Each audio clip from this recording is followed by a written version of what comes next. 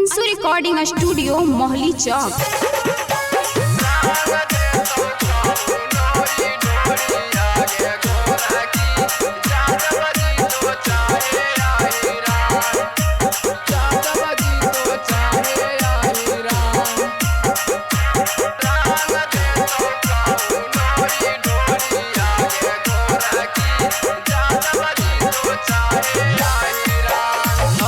से तू कहाँ माँ जाही गे छौरी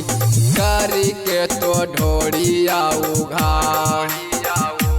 हे गे आई से तू कहाँ माँ जाही गे छौरी करी के तो ढोड़िया उघार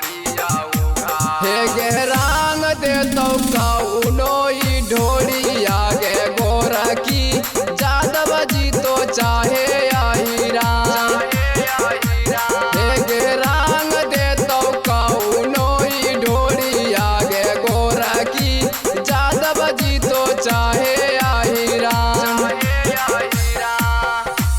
आई से तू कहाँ माँ जाही गे छौरी करी के तो ढोड़िया उघार हे गे रंग दे तो कौनो ढोड़िया गे गोरा की जादव जी तो चाहे आई राम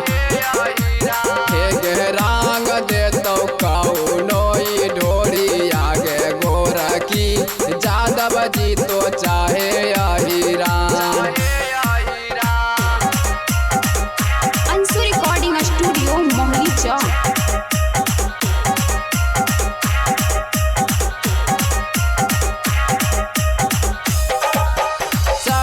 में तो पनिया उतार देतो छौरी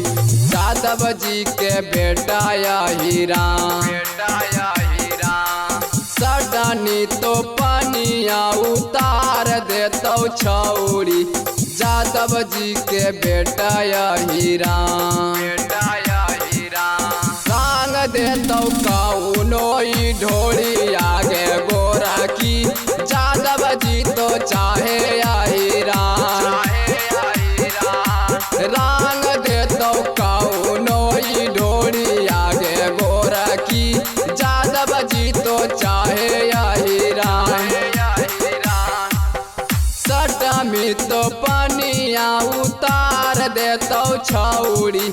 जादव जी के बेटा यही राम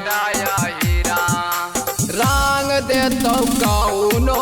ढोड़ी आगे गोरा की जादव जी तो चाहे आई राम रंग देतो कौनो ढोड़ी आगे गोरा की जादव जी तो चाहे आई राम।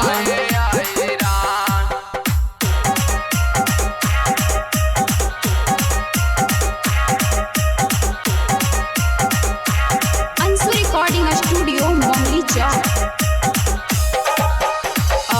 बिन संतोष के तो सुनय गे छौरी मनाई ले तो अपन भाता बिन संतोष के तो सुनय गे छौरी बनाई ले तो अपन भाता हे गे रंग दे तो कौनो ढोड़ी आगे गोरा की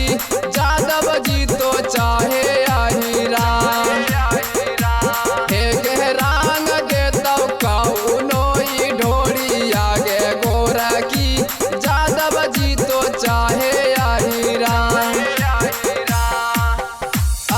बिन संतोष के सुनय गे छौरी बनाई ले तू अपन भाता गे रंग दे तो होलिया में ढोड़ी आगे गोरा की जादव जी तो चाहे आई राम हे गे रंग दे तो कौनो ढोड़ी आगे गोरा की जादव जी तो चाहे आई राम। अंशु रिकॉर्डिंग स्टूडियो मोहली चौक।